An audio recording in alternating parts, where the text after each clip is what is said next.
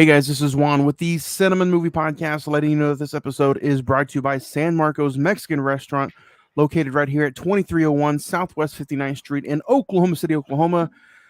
Go check them out as they have weekday specials and Wednesday margaritas for just $5. $5 margaritas on the house, on-house margaritas, on the rocks, or frozen.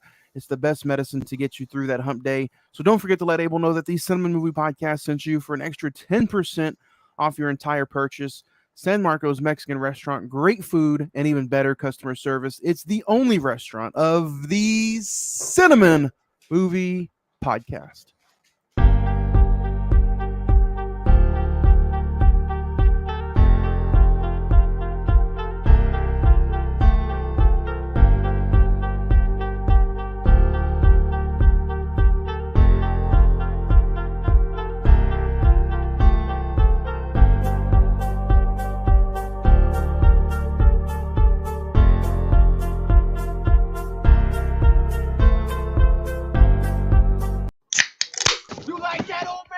Want a piece of me? Do I feel lucky? Well, do you, punk? Good morning, Vietnam! I love the smell of napalm in the morning. You're gonna need a bigger boat. I feel the need for speed. I wish I knew how to quit you. Love means never having to say you're sorry. You do. You'll shoot your eye out, kid. Happy Monday, moviegoers.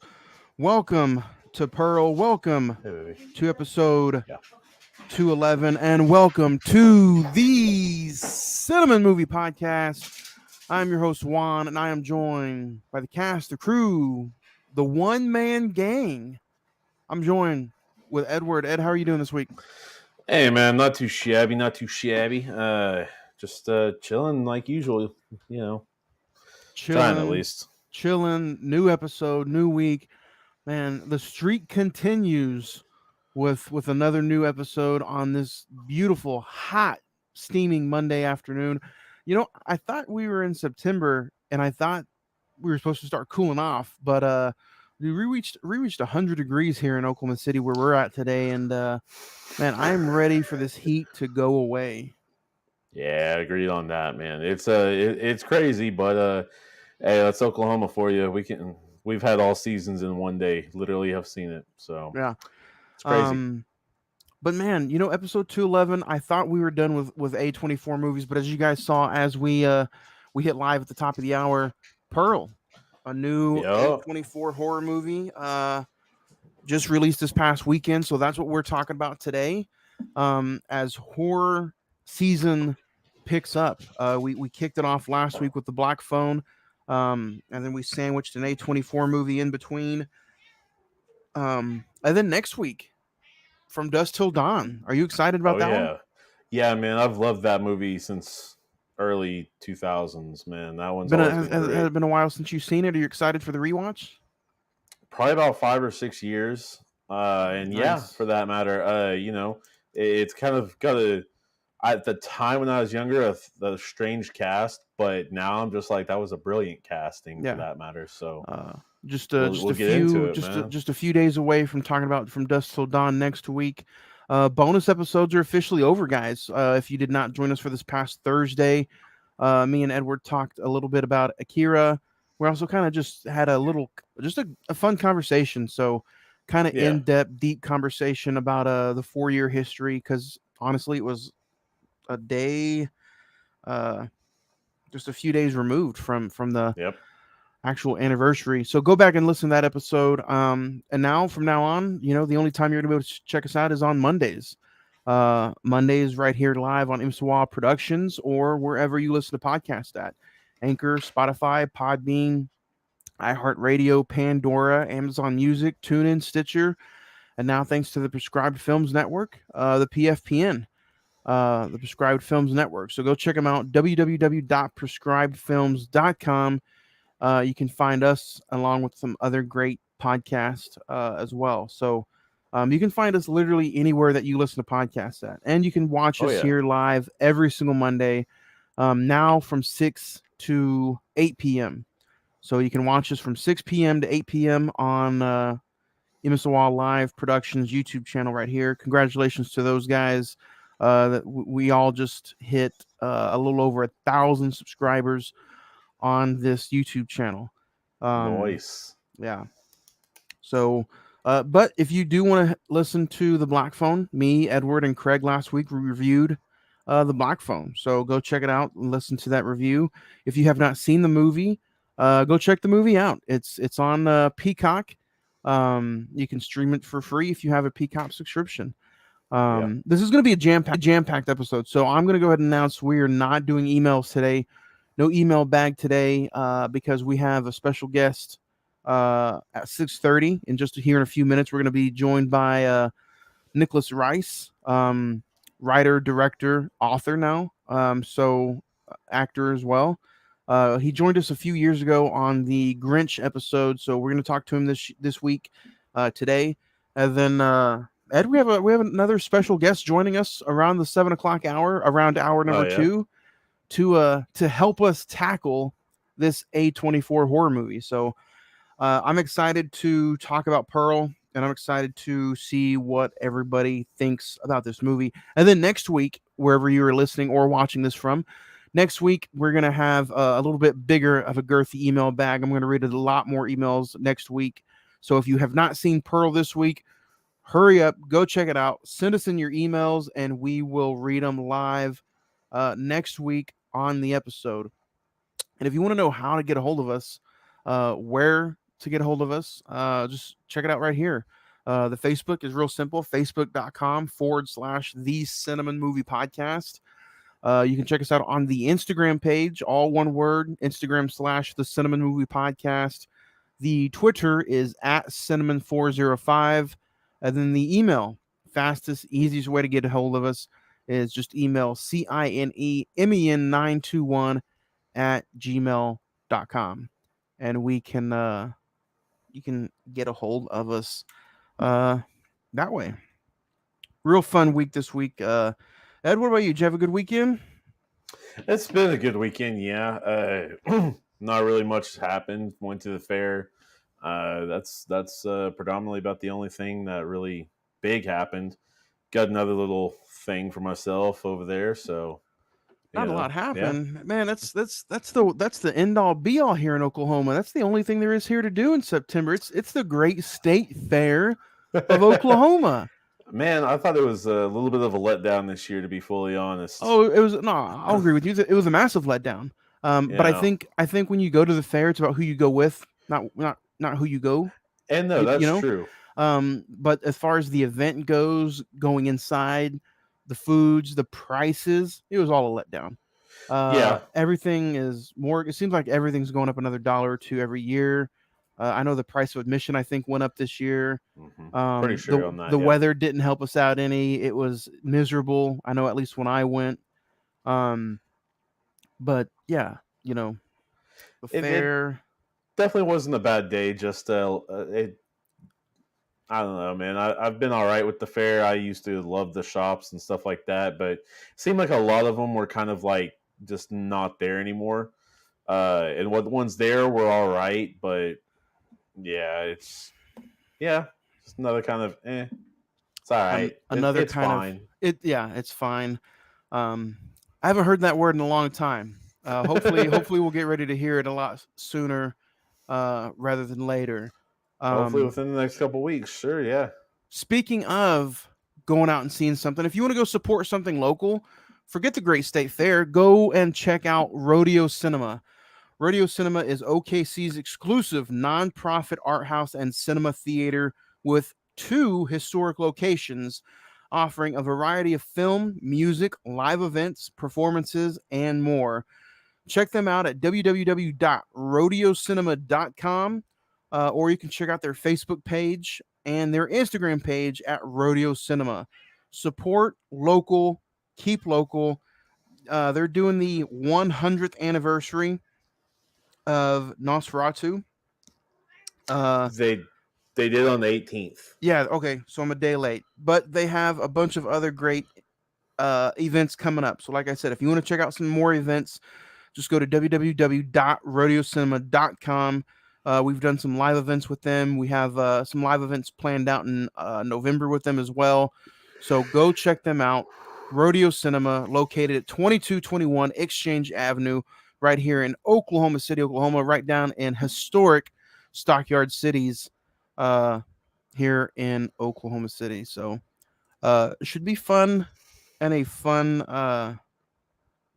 should be a fun conversation, I think, here, getting ready to talk to Nicholas Rice. So I think we should get ready to talk about some movie news. Ed, other than Pearl, I didn't go check out anything at the movie theater this weekend. I wanted to go check something else out, but I just did not have the time. Did not let me. But we're going to talk some top box office news as well. The Woman King, just like I kind of predicted last week, smashed its opening weekend box office with $19 million opening weekend. Those are the numbers from Friday, Saturday, and Sunday. Barbarian came in at number 2. Pearl came in at number 3. See How They Run came in at number 4. Bullet Train came in at number 5. And Top Gun Maverick is still in the top 6. It made $2.2 million this weekend. Hey, they're still flying around there somewhere, but that's insane to me, man. $2 million. And you know what? They pushed back the Blu-ray release. The Blu-ray release was supposed to be in September. They pushed it back to November because it's still making millions of dollars at the box office. So, any one of those movies in the top 6 there kind of like hit your any kind of surprise? not really. I mean, honestly, not really. You know, Top Gun's still a little of a surprise, but not 100% either.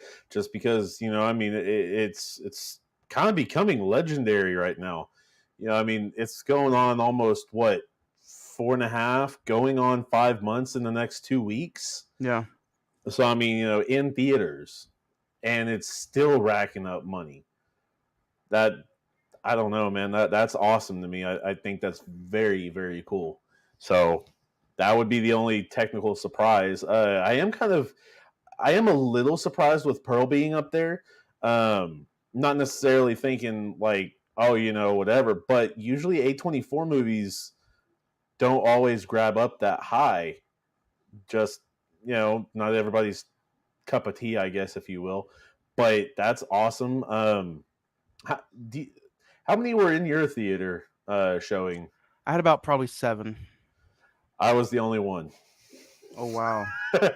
I got there a little later than I anticipated. So all the lights were off and all that. It was kind of dark. And at the end of it, I looked around and I was it. I was just like, okay, well, you know, hey, someone at least is here. But that's awesome, man. So you were the only one in that theater. Yep. So did you stay the entire credits? Oh, dude, you know I had to stay, and I know we'll talk about it here in just a little bit. But yeah, just wanted to yeah. Other than that, there's not really a lot of movie news things to talk about. Mufasa, the Lion King prequel, got its release date, and it also got a poster. What do you think? You know, Disney, it kind of feels like Disney is damned if you do, damned if you don't. They put out Lion King 2019, which I think me and you were agreed on. We thought it was a real fun, you know, fun movie, you know. But then people are like, it's too close to the original. It doesn't need to be that way. But now they're coming out with something original, a prequel, and now they're still kind of getting blasted for it. It is kind of that way just because, like, I think, okay, a big part of me is thinking this with all the Disney heads out there, you know, and I'm cool with it, whatever. I grew up a Disney kid. I did. My aunt had a ton of VHSs, like legitly the gamut. We love Disney. My wife, I mean, literally, I'm looking over to my left, and she's got like 40 plus Loungefly bags, and over 35 of them are Disney themed. Yeah. I got a Mickey tattoo. I love that big eared son bitch. So, I think a lot of what's wrong with this kind of love-hate relationship with this new Disney spur is a lot of newer Disney content isn't going to be released to make us happy, the millennials and older. They are for the Gen Z and late and earlier. Okay, Or later, I'm now sorry. that you completely said that, I'm bringing this up. And I know Okay. it's a real touchy subject. So it seems like we're both agreed. I'm excited. You're excited. You excited for Lion King prequel? Yeah, I want to see what it's Yeah. got. Mufasa. Who doesn't want to Interested in hear James Mufasa? Earl Jones? Like, yeah. So this has been making the news. It's been trending, and it's really pissing me off. And I wanted to bring it up okay. to you. Okay. Ariel, the new Little Mermaid movie. They got somebody who can actually sing, and she looks great doing it. What are your thoughts on people using the term hashtags not My Little Mermaid? She doesn't look anything like the cartoon version. My thing is this. Halle Bailey is going to be the new Ariel. Okay. She's a tremendous singer, and I think she looked great as Ariel in the first teaser trailer. And God forbid people are even bringing up the skin color issue thing again. And I just my thing is this. I'm going to stop you. I'm sorry, of course, but I'm going to stop that. Okay, it's about a mermaid. I'll say it for the people in the back. It's about a mermaid. It's my mic. About a mermaid. She uses seashells as a bra. She has are mermaids real, Ed? Not that I've ever seen. I mean, it's like making a Bigfoot movie and he's covered in black fur. My Bigfoot's brown. Is Bigfoot real? Is Bigfoot real? I don't know. I've never seen the boy. I don't know. So my thing is like, you look at coloration in animals. There's all kinds. There's albinos. There's all kinds. Chill on that. Maybe give a different actress a chance, and you might love the movie. Yeah. I mean, don't get me wrong. Like, if she can act, cool. If she can sing, hell, even better. Okay. I don't believe that. What's his name? Who did Simba back in the day? Jonathan Taylor Thomas. I don't believe he's a lion. Didn't have a problem with that. I don't believe, Tim Allen's Santa Claus, but I like that. If they made a black Santa Claus, okay. If the dude can act, then wait a minute, you're telling me Tim Allen's not really Santa Claus? I know, right? I know, but I mean, dude, I just think it's absurd, and I think for what's even worse is like for it to be trending. Like I can if you're upset, fine, but don't make it to where it's trending. Well, and it's not even that, but this the actress doesn't even, now she's got like, now she's not sure on her abilities, and I think she's gonna knock it out of the park. Oh yeah. I mean, don't get me wrong, this might be this girl's dream. Maybe she grew up loving The Little Mermaid. One of my wife's oldest friends loves The Little Mermaid. Guess what? She's a black woman. Okay, cool. If you like the character, who cares? It's cool. It's fine. It's good. As long as she tries to do her best, gives it her, all and all that good stuff, I don't see what the hell the problem is. Don't get me wrong. Wasn't Merman or Mermaid Man or Aquaman supposed to be a white boy? But yet Jason Momoa ain't a white boy. Merman is Adam Sandler from Funny People. Exactly. Yeah. Do the merman call. But I'm saying, like, Aquaman was supposed to be a white boy. He's not. I think that's fine. I don't care. There's back in the day with Peter Pan, 90% of the time before 1952 or something like that. I mean, Peter Pan was always cast as a woman, yeah. Because they were younger looking, had a little bit higher of a voice, and could get those notes that they needed. Yeah, they look more like an actual boy. It's cool. some of the glam metal and hair metal guys in the 80s looked like females on those covers. And it was just like, okay, I mean, don't get me wrong, you look at Dee Poison, Snider, Whitesnake, you look at Motley Crue, love those bands. I love those bands. But they look like females back in the day because they all had the huge hair, the really slim figure. That's fine. It's 2022. Who gives a shit? Speaking of huge, speaking of huge, let's get into some recent watches. Like I said, I don't have a huge list like I normally would. Life is happening, Yep. Life is happening. Good life, good things are happening. But I do have some stuff I wanted to share that on my watch list. I checked out Akira for last week's final bonus episode. Go check it out. Like I said on the episode, I thought it was okay. I know I'm going to get some flack for it. I'm not a big anime fan. Would I watch it again? Yeah, but it's not going to be a go-to. Halloween 2, Rob Zombie's Halloween 2. I rewatched that for an episode of Friday the 14th podcast. The movie was, not very good. Go check out my review for that. I checked out Pearl for today's episode. And then what I want to recommend, last week after watching The Black Phone, I was like, you know what? I want to start watching a bunch of horror movies. And it made me want to watch Sinister. So I watched Sinister, and it completely, I haven't seen it in a few years, and I enjoyed the hell out of it. So I thought Sinister was a really good rewatch, and I was excited to watch it, and it didn't disappoint. Ethan Hawke was phenomenal. So, So if I had to recommend anything, Sinister, and honestly, go check Pearl out. If you're a horror fan or A24 fan in general, go check it out. I completely recommend Pearl and Sinister. So those were some fun rewatches as well. And speaking of Friday the 14th, guys, check out this Wednesday, Friday the 14th is me and Nick are going to review and talk all about Dawn of the Dead. Zack Snyder's Dawn of the Dead. So check it out this Wednesday, 8 p.m. Me and Nick are going to talk all about Dawn of the Dead this Wednesday, 8 p.m. So that's going to be the new episode of Friday the 14th podcast this Wednesday, Dawn of the Dead. Ed, what about you? Do you have any recent watches you want to check out or recommend? Pearl, I mean, honestly, was the top thing that I actually got to go ahead and go see in theaters. So that was good. Nice to get in the theaters for that matter. And then I checked out the the last 2 episodes of House of the Dragon.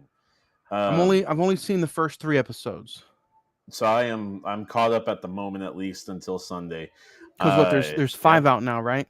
Correct. Yeah. There are 5, and it's about to change up. That's all I'm going to say. There's going to be a huge change in a lot of different things. And that does include cast. So that's all I'll kind of lead you on with, I guess. Of course, Akira, same thing like you, for that matter. That basically sums up my entire watch week. I've been practicing and all that good stuff. So, yeah. Are you caught up? I'm an episode behind on She-Hulk, but did you catch up on She-Hulk? I am on episode 4, so I think I am caught up until Wednesday, if I'm not mistaken. Okay. Yeah, pretty sure on that. So, what would you recommend? Did you push out any recommendations? Honestly, House of Dragon, definitely would recommend that for that matter. Pearl, definitely would recommend if you liked X. If you didn't like X, I don't think you'll not like this movie at all. It is different in ways, so there is that as well. So I'd give this one at least a try, and kind of go from there. If you're an A24 fan, you'll probably be pleased with this one. I think so, at least. So yeah. All right, guys. Also, don't forget this episode is brought to you by CDR Electronics. CDR Electronics serves the OKC metro area with the best value for your electronics. They pay the most. Check them out in store at 1604 West I-240 Service Road right here in Oklahoma City, Oklahoma. They have everything that you need from video games, movies, controllers, and everything in between. So check them out, and don't forget to let them know that the Cine-Men Movie Podcast sent you. to get an extra 10% off your purchase. But now, Mr. Nicholas Rice, sir, we are joined by Nicholas. How are you doing today? Doing wonderful. How are you guys doing? Good, so man. far so good. Real good. Good. It's a hot Monday here in Oklahoma City. What about you? Where are you joining us from today? I'm in Bedford, Texas, so it's pretty much a hot day everywhere you go when it comes to Oklahoma and Texas. So man, it's been a few years since we've had you on, and since we've actually got to talk to you. Me and you've been keeping close, but for everybody out there listening, kind of let everybody know, you're an actor. Yeah. You've been in a bunch of stuff. You were also in the last time we had you on. You were promoting what was it? It was my first book. Your first book. Yeah. My first book was called Overcoming the Silent Pride Within. It was just a self-help book, kind of biography type of thing. So now what I'm promoting today is much larger than that. And it's been an amazing journey. But yeah, so I think it's been about 2 years since I've been on this podcast with you guys. And I think I had some kind of idea or concept of what I was wanting to do for the movie that I have already written. And that has actually come full circle. So now the movie is fully packaged. We have some stars attached. We have gone as far as we can go with it until we can actually get the money in the bank account to start pre-production. Nice. So we wanted to do something to create more value for the project. And we've always had an idea of like, hey, we should turn it into a novel first and release it on Amazon, try to get the bestseller. That way we can tag the trailer or the movie based off a best-selling novel. None of us knew how to write a novel. I'm a script writer. I can write a script all freaking day. But novel is a totally different bear. Totally different bear. So, the guy that ran my gym, his name is Nick Keller. He's an accomplished novelist, has 15 novels to his name, never hit bestseller. So we had a marketing plan in place that would allow us to get the bestseller. We hired him to be the ghostwriter, and he did such a good job with it that we offered him co-author, and hit bestseller on first day and hit #1 bestseller on day 5. So wow. Yeah, it was awesome. It's still currently #1 new release. So we'll probably have that tag until the new release time has expired, which is going to be around the 27th of this month. But yeah, man, it's been amazing. We're probably going to be on Newsmax here pretty soon. We're trying to set up a time with them to promote the book because Kevin Sorbo is a part of our movie, so he's helping us promote as well. Nice. And he's going to be playing one of the main bad guys. I think he's pretty excited about it. Nice, man. And for a lot of people, Kevin Sorbo, man, you talk about 90s action at his best. I remember just being a kid and just Hercules, and then he was also like he made some cameo appearances on like Xena Warrior Princess when he'd be on some of her shows too. Man, yeah. And what? I think today he's still in like really, really good shape too, even more than probably he was back then. Like, man, he's a workhorse. He was big back then. He would tell you like he had guns on him. Of course, he had to have a sleeveless shirt on all the time for Hercules. He told me about shooting because I think they shot that in New Zealand. So all those kind of type of TV shows and movies, New Zealand is the place to go. But he was out there, 7 days a week for however long they would shoot whatever season. He said the only taste of home that he got whenever he was in New Zealand shooting Hercules is on Sundays because the Saturday college football games wouldn't air out there until Sunday. Oh man!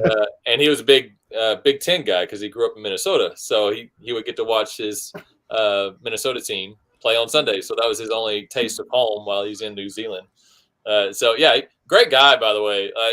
Some people per se warned me about him, but I'm like, I've had nothing but a positive experience with Kevin Sorbo.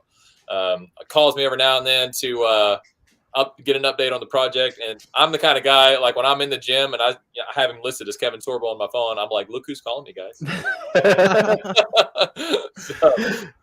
So it's always a good time. But as soon as he heard about us hitting bestseller on the novel, first thing he said was congratulations, and then after that he's like, let me see if I can get you connected to Newsmax because he's been on Newsmax before. So I don't give a freaking time. Sorry, I don't know who was calling me. Anyway, no, you're good. So Kevin's great. We have Glenn Morshower attached. Glenn's actually my acting coach, and he used to be Dallas local, but I think he's currently living in Atlanta because he has a recurring role on The Resident. He's going to be playing the main bad guy, and then Kevin Sorbo is going to be his muscle. Oh, nice. So yeah, and this story is great, dude. Like my script is 100 pages long, which is normal for a feature film. Nick, my co-author, took the script and converted it into a 43-chapter novel, 85,000 words. And I'm like, holy cow.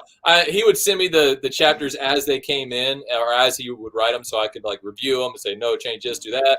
And I was just flabbergasted on how good it was. I was not expecting that. And I went to him the next day and I was like, dude, this you wrote this? He's like, brother, I don't know why I'm not famous.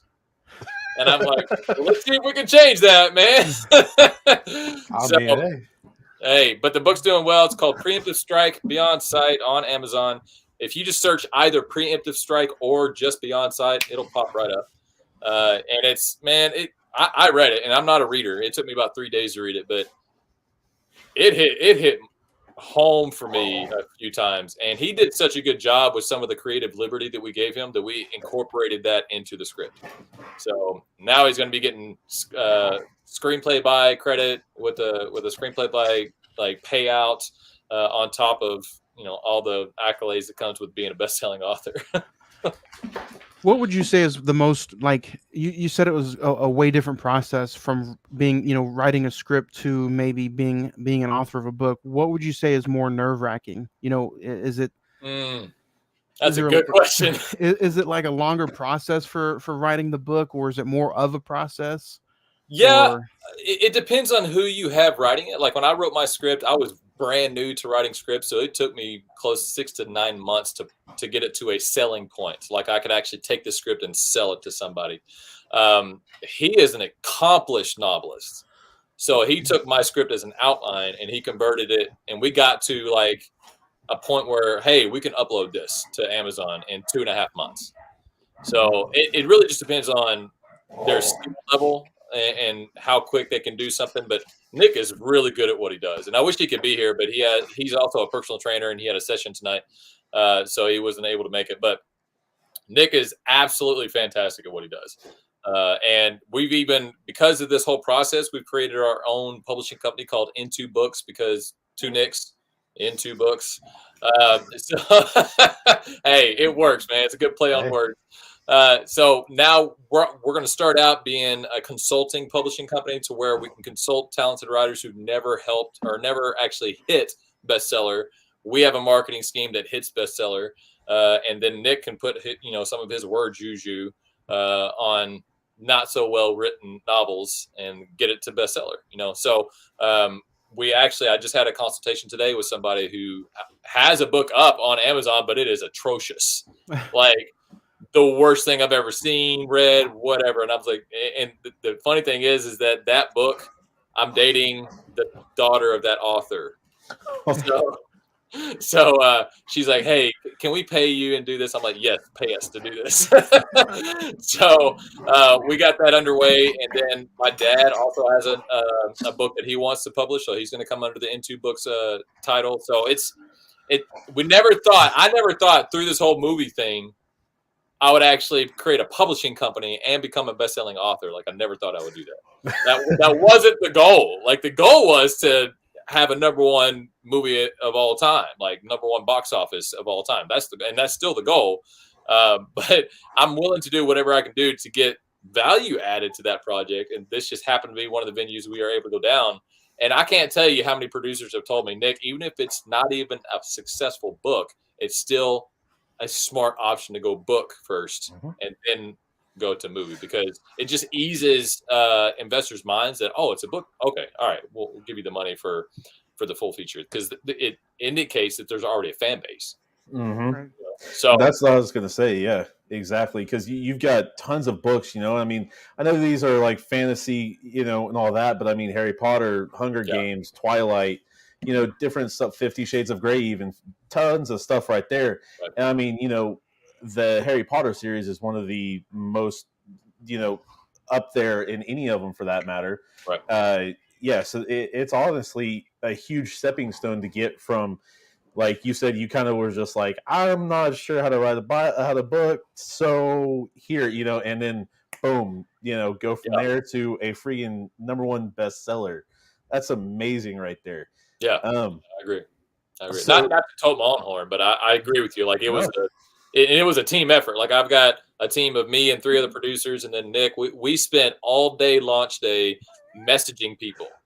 Like, hey, the book's out. And these are people who already committed to buy on launch day. Mm-hmm. And we put the price at 99 cents because it's not our purpose to make money off this. Our purpose is to get eyeballs on it. Right. Mm-hmm. And so 99 cents is not going to break anybody's bank. The funny thing is that people, they're like, oh, we want to support you more than 99 cents. So they buy the paperback at $10.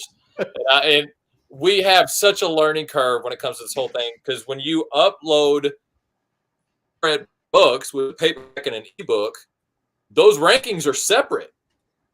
So, like when you sell ebooks, that's one ranking. You sell paperbacks, that's a different ranking. Now, the great thing is we've hit #1 bestseller in both ebook and paperback. Oh, nice. So we can claim both of those. But and then we just recently uploaded the hardback, and the hardback has its own ranking. With these 2 consultations we're doing, we're going to take that money and reinvest it into the audiobook, and the audiobook should soar. Like, because I've had so many people say, is there an audiobook version available? And I'm like, it's coming. Buy the ebook, get the audiobook out there.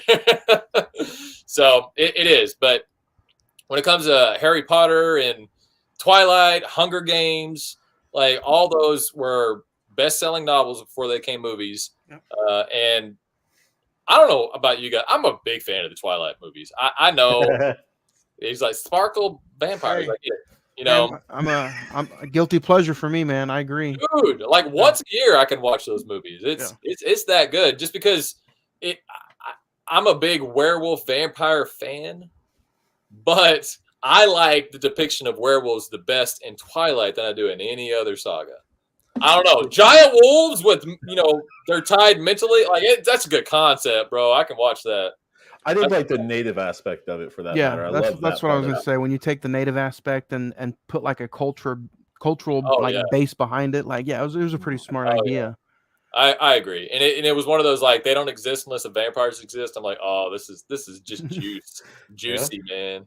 Yeah. And so but I'm a fan, and so I wanted when it comes to our story, I wanted to take something that could feel familiar, but also be new. And dude, one of our readers, he commented, or actually he reviewed, and he said, Nick, that you're relentless, because I've been with you since the beginning of the conception of your project, and I did not expect to read a novel like that. This was like The Matrix meets Kill Bill meets Navy SEALs, and I'm like, hey, that's what I'm talking about. You compare my movie to The Matrix, I'm okay with that. Right? I mean, big old, franchise in itself for that matter. Because once you get going on that book list, it's just kind of a matter of time, especially you said you're a script writer. I know that most of the time I've heard 100 pages is usually like an hour or so long. No. And I mean, no. No. No. Well, I was gonna say, I've just heard that. I don't know. It just depends on the movie itself. Like if you look at the script for Endgame, it was 156 pages. Okay. But that was a 3-hour movie, I mean, so the normalcy, like especially when you're an indie film writer or indie filmmaker, they're looking for between 90 and 100 pages. Okay. So they want you to now it could it'll go through changes even while shooting, so it could potentially be way over that. At one point, we had it close to 112 pages, so it just depends. But I've never heard of that aspect of like 100 pages equals an hour, because that's completely not true. Kind of like might be a book translation, if you will, from book to movie. Might be that, I don't know, but yeah, I heard that a few years ago, and I'm just kind of like, how true is that? Never got to ask someone until kind of now, so there you go on that. But okay, there you go. Oh, I think he's frozen. Frozen? Nick, can you still hear us? No. Okay, there it is. I can still. All right. Okay. Sorry, I saw a circle on you guys, but I could still hear you, so I just kept going. Oh. So I just like a quick question, like how long do you think now the process will be until like roughly now until maybe like shoot day number 1? Do you have a goal of how long you want to Sure. be there? Yeah. I mean, if we can, we have people looking for the money for us, and they're all way more interested now that it's based off of a best-selling novel. So we're looking, if we can secure the money before the end of the year, then we'll start shooting in the spring. Oh wow. Okay. I mean, pre-production will be a lot longer than we anticipated, but that'll also give us a lot more time to secure name talent, secure location. We're looking at shooting in New Mexico and Romania, and those are because those are places that have the highest tax rebates. Tax rebates means it's cash in your pocket as soon as production ends. Like they literally write you a check for 45% or 35%, depending on where you are. So yeah, it's a no-brainer, to be honest with you. Like to shoot in New Mexico or to shoot in Romania, it's a no-brainer because you'll get almost half of your budget back just from rebates. So just kind of make you wonder why like a lot of other people just don't hurry up and go do that, huh? Well, I know there's a lot of amounts that they can have, and so it's first come, first serve. Like there's a rebate situation in Oklahoma, but the recent movie that Leonardo DiCaprio shot took up all the rebate there. Oh wow! Because it was like a $200 movie or $200 million movie. So it depends. But great thing about Romania is that they don't have a cap on how much you shoot in Romania to get the rebate. Like whatever you shoot there, you get a 45% rebate on. And it's a beautiful country. So yeah, tons of history. Yeah, I'm excited about shooting out there. So So your book, you said you have hardback, paperback, and now the ebook. Are you willing to like, or is you let people like, can they buy like bundles if somebody wanted to get like bundles and stuff, or do you have like, they have to get them separately? Because I think you can hit the bundle button on like Amazon and stuff, right? Yeah. We've actually, this is something we learned here recently. So when it comes to getting the ebook, if you want to buy the ebook for yourself, 99 cents, you can gift it to others, and you just have to have their email address. Here's what we tell you to do, though. Like, it'll let you gift as many as you want. I mean, over 100 if you wanted to. But if you put all the emails into one order, that counts as only one sale for us. Okay.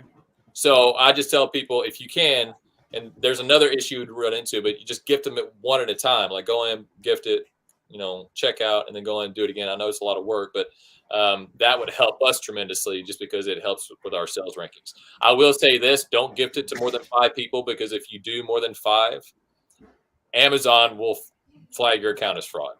Because I've already run into that. Because Kindle Direct Publishing actually encourages the authors to gift the book to people because it's a good marketing scheme. But whenever I went in and I gifted like 50 books to people with one account, they suspended my account like that. Oh, so I had to call in, answer questions, and all this other stuff. And I tried it again today, and I got to book 6 before they like cut me off. Fair to know. So just get 5 books, and it's $5. It's not gonna kill anybody, but just get 5 books to people and send it out. And we want everybody's honest opinion. Like, of course, we want 5-star reviews, but we only want that if you think it deserves 5 stars. So, yeah, which it will. Is there any plans on doing like maybe like a on the road book tour? Like, are you wanting to take this book and do anything like maybe like some Barnes and Nobles or anything? Or what's your, if you could do whatever you wanted to, what would you go and do for this book, like on the road? Well, I will tell you this. I went into Barnes & Nobles and asked if I could set up an author table, and they shunned me. They're like, oh, no, Amazon's our competitor. I'm like, all right. But to answer your question, yes, I would love to do that. I just talked to Half Price Books. They finally sent me back an email. Nice. And they're going to let us set up a table, but they're booked out, man. Like, I think I can't get into their store until January 8th of next year. Wow. So, which I told her, I was like, yes, mark me down. We're going to be there January 8th. That's one of the best ways to sell, because we need to be in front of readers. Oh, yeah.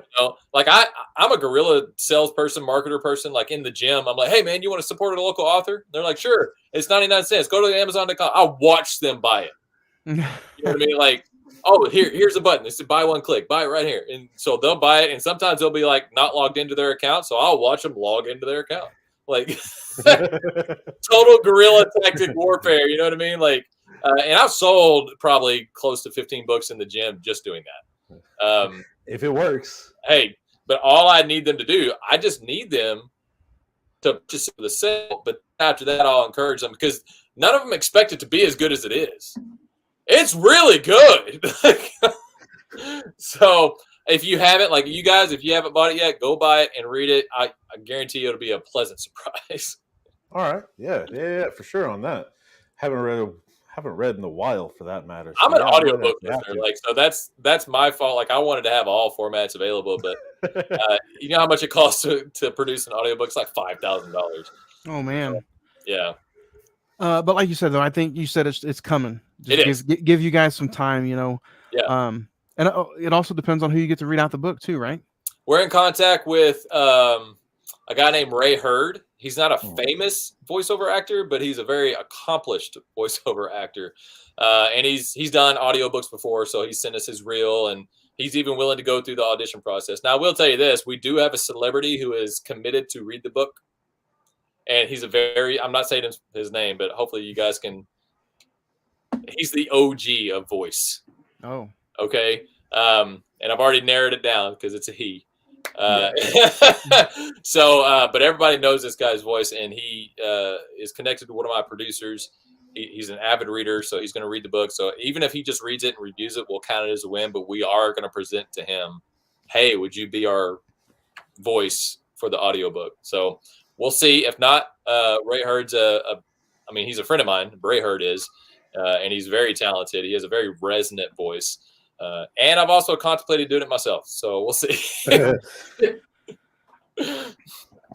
So other than you know trying to get the book on the road and just continue to get you know like a tour going or something and to get those sales through the roof, what other kind of goals, man, other than your movie and the book, man, what else would you like to see happen in the next 12 months if you could pick something?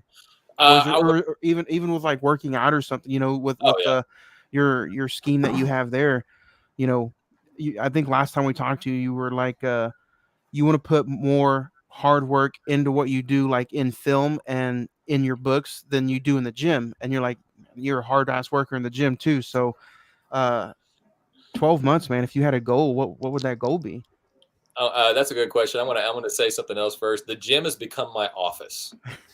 Like I have 3-hour workouts right because I'm fielding phone calls, doing text messages, and like that. Like when I call my mom on the way to the gym, she's like, "Where are you going?" I'm like, "I'm headed to the office."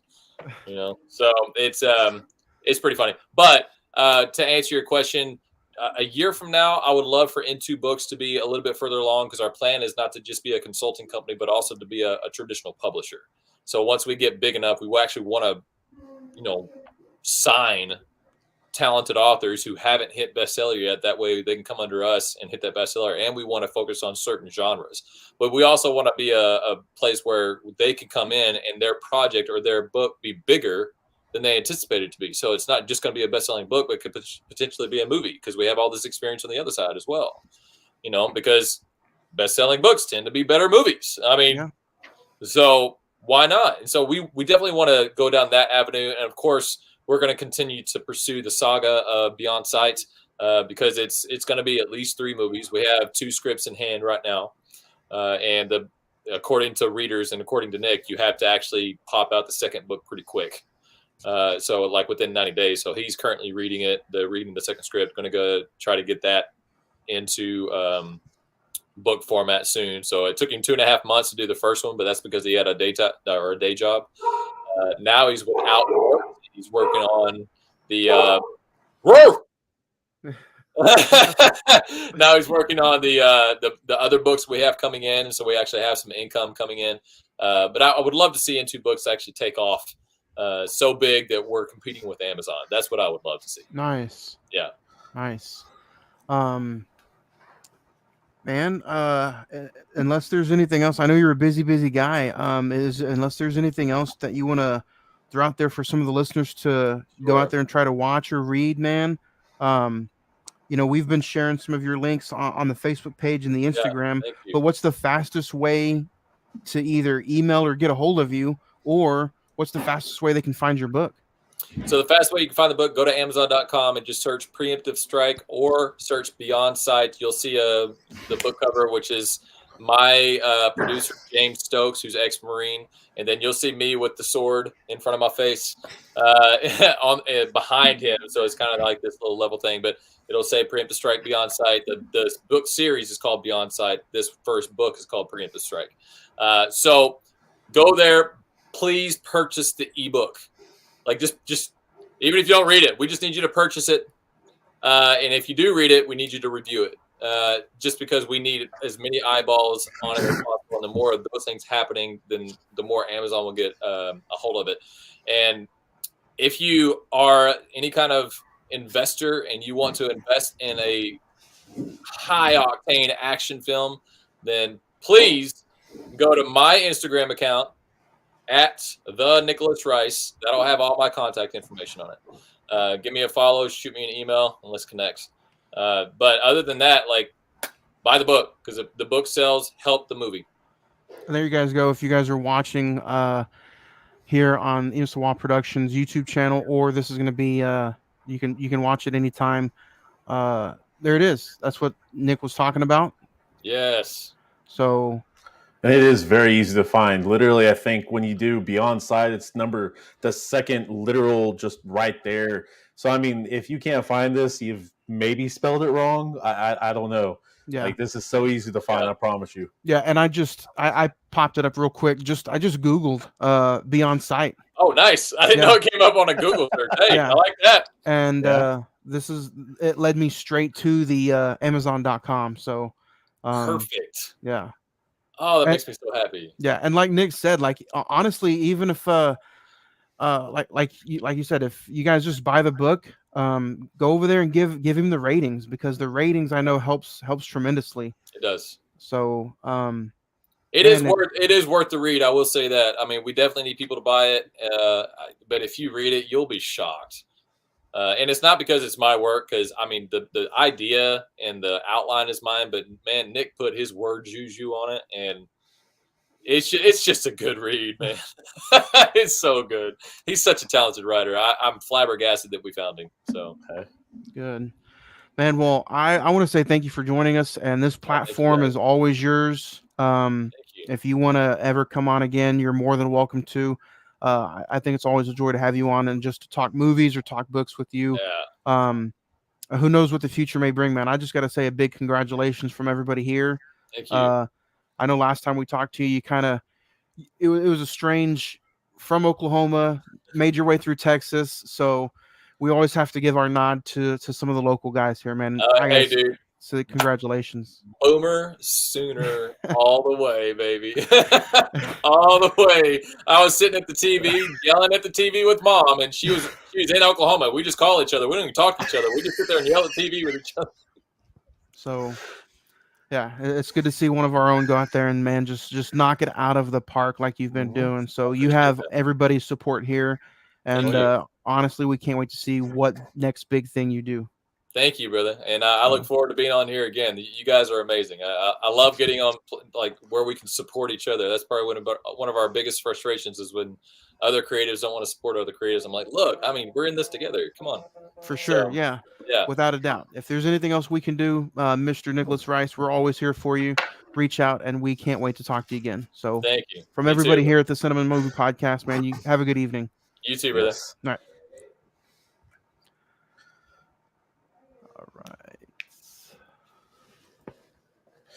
Do I get out, or is it? Yeah, just hit X. Thank you. So, man, what another fun conversation, man, with Nicholas Rice. I just want to say that's badass right there, dude. That's go to. And I mean, I get the whole thing about not knowing, exactly how to, how to put one part of it out, but not the other step for it, for that matter. So yeah, go to someone who does. And I mean, if y'all combine and kind of like, he said, we knew how to get it to the top, but we did not know necessarily how to write the actual book. Like, I get that. Yeah. I mean, oof. And all he had to do is just, put in a lot of hard ass work and little bit of faith goes a long way, and hard work can go even further. So, like we said, if you guys want to go check that book out, highly recommend it. Preemptive Strike, Beyond Sight, Amazon.com, paperback for $10, ebook for 99 cents. So go check it out. You can also see some more of the links on our Facebook page that we'll definitely be sharing. But now it is time to talk the top 5. And today we were talking our top 5 horror movie prequels.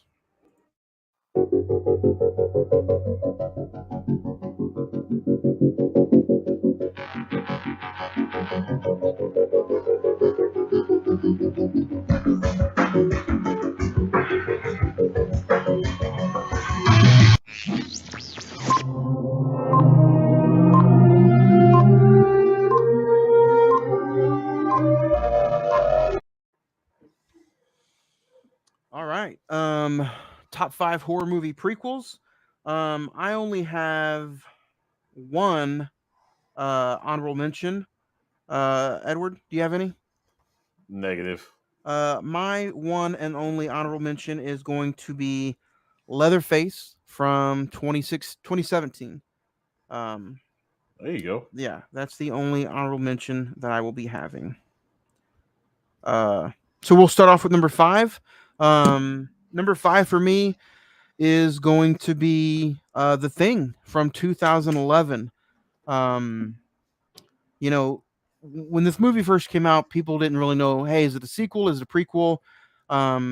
Do we even need a sequel to one of the greatest horror movies of all time with John Carpenter's The Thing? But honestly, you come to find out that is a very well underrated prequel, starring Mary Elizabeth Winstead and Joel Egerton. The Thing from 2011 serves almost as a direct prequel to John Carpenter's The Thing. So highly recommend it. I think it's an underrated watch. Number 5 for me is The Thing from 2011. Edward, number 5 for you. Number 5 for me, Red Dragon. Kind of, I didn't know this was actually a prequel for a little while because I haven't seen it in a few years, and yeah, I know I've seemed like a dumbass for that, but it is what it is. What is this from 2002? Anthony Hopkins, of course, Ralph Fiennes, Edward Norton, and Emily Watson. But I always kind of wondered what he did to get in Silence of the Lambs, to get in that jail. There you go, man.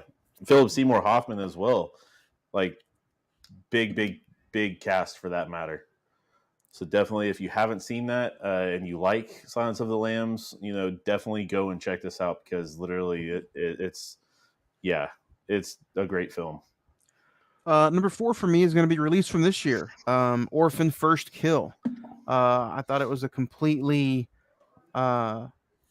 original origin story. I did The Good Thing and I saw this before I saw the original, and man, it was just creepy. It was eerie. I thought the actress who portrayed Esther, who replays her role in this movie, was tremendously gifted. Julia Stiles, I think, did amazing. I haven't seen Julia Stiles in so many movies. It's been so long since I've seen her in something. But this movie not only had, the original Orphan, you get a twist at the end. This movie, you get your twist in the middle of the movie, and I thought it was phenomenal. So, if this is what a year, honestly, 2022 for horror movies, and Orphan First Kill was no joke, man. I thought it was a good watch. If you don't want to go check it out in theaters, then it is currently on Paramount Plus. So, Edward, number 4 for you. Number 4 for me, I'm going to go ahead and follow you up on that for that matter. I've seen the Orphan in I don't know, the first year it was out. If I'm not mistaken, I went and seen it in theaters.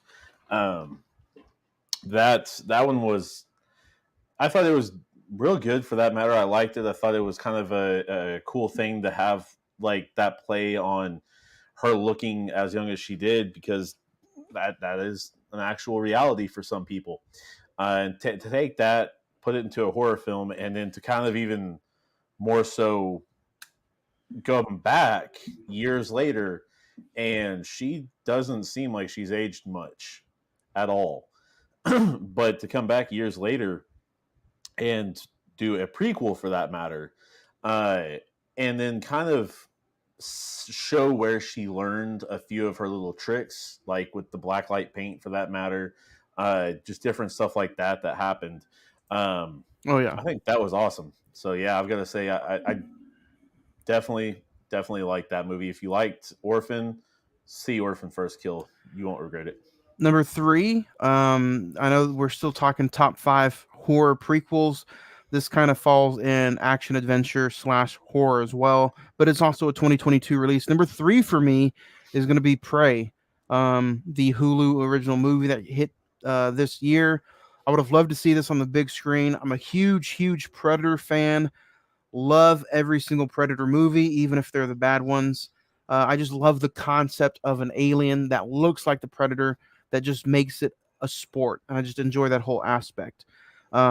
So when I saw that there was going to be a prequel about being in, let's say the early 1900s or somewhere in the 1800s, I was like all for it. And now news broke that there's going to be a Predator in World War I era. I'm all for that as well. So, I could watch a Predator movie almost once a year. I think there's so much you could do with that alien, with that hunter, whatever you wanted to do. I think it's phenomenal. But number 3 for me is going to be Prey from 2022 earlier this year. It's just a nice origin spin on one of the first predators to maybe reach the earth. Edward, number 3 for you? Number 3, I'm going to go ahead and put Annabelle Creation.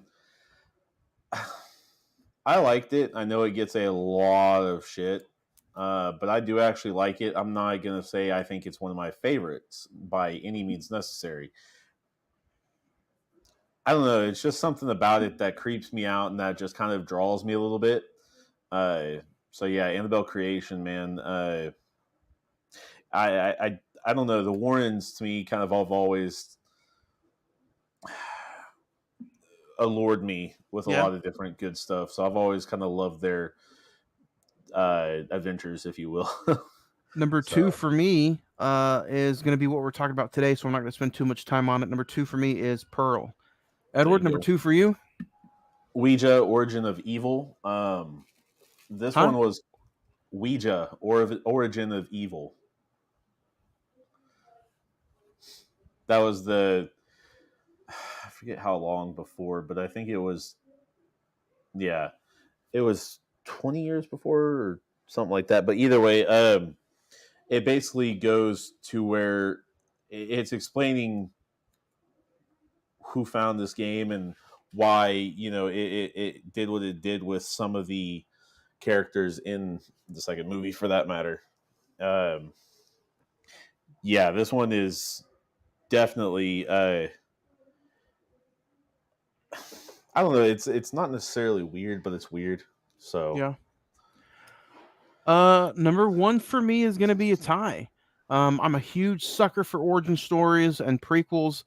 So number 1A or number 1B, I guess, is gonna be Prometheus from 2012. I love the Alien franchise. And when this movie came out in 2012, you just heard rumblings of a prequel, or this is just some kind of alien movie. And then at the end, when you finally see, the alien at the very end, you're just like, man, you just kind of get goosebumps. So number 1B is Prometheus for me. But I'm also gonna have to put Texas Chainsaw Massacre: The Beginning from 2006. I know I have 2 different Texas Chainsaw Massacre movies on here. The Leatherface is young, like 17, 18-year-old Leatherface. So, and that was my honorable mention. But I just like, even though Texas Chainsaw Massacre is not a beginning or true origin story, to me, I just like seeing this version of Leatherface. And when I say this version, I mean the 2006 The Beginning movie, and then the 2003 horror sensation with Jessica Biel. I thought those 2 movies were just fully fantastic. Really good stories of Leatherface himself. So, Prometheus and Texas Chainsaw Massacre: The Beginning are going to be my two number ones for my top 5 horror prequels. Ed, what's number 1 for you? Man, newer one as well. Prey, for that matter, dude. Uh, I thought that one was just awesome this year, as well as just being released on Hulu, and that's what they did. Um, oh yeah, I'm nowhere near surprised that the new well, what is it, Prey, what or Predator, the World War I after this one for that matter. I'm not surprised that got greenlit almost within a few weeks. That one was, I seen that coming from a mile away because I was just like, I don't know what they're gonna do next, but I know they've got a next easily. Because Prey, dude, if you haven't seen Prey, it needs to be on your to do list because literally that movie has such a nice revitalization to a war type movie, I guess, if you will. Right. And it's not war, but it's a definite battle. So yeah, I would go see that easily. So that's our top 5, guys. If you want to let us know your top 5 horror prequels, let us know. Send us out the email, cinemen921@gmail.com. We will read your emails next week at the end of From Dusk Till Dawn. But now we are going to talk a little trivia, and we're going to talk a little, did you know the truth? The truth about Pearl. Some film facts, I guess you can say, about Pearl. Pearl was secretly filmed simultaneously with X this year. Pearl serves as the film's prequel, showing the title character's early life in 1918, decades before the events of X. The trailer was also shown at the end of theatrical screenings of X in certain territories. It was not shown at the end of the movie in every city. Ty West and Mia Goth collaborated on the script via FaceTime during a mandatory 2-week quarantine due to COVID-19 pandemic in New Zealand prior to filming X. They had only hoped A24 would agree to make the film. Fortunately, the project was greenlit before filming even began on X. To prepare for the tone of the movie, director co-writer Ty West suggested that Mia Goth, Pearl watch Whatever Happened to Baby Jane and The Wizard of Oz. So those are your truth facts about Pearl. That makes sense. So very, very interesting, which there's nothing wrong with that. I mean, and if you guys have, like I said, if you guys have went out there and checked it out, you guys will know exactly what we are talking about. So this episode, though, guys, before we get into the show, before we get into the movie, is also brought to you by OKC Soda Company, the craft soda company of Oklahoma, with super unique flavors like strawberry milkshake, blueberry acai, made with pure cane sugar and all natural flavors. You can get them at your Pruitt Foods, Crest stores right here in Oklahoma City.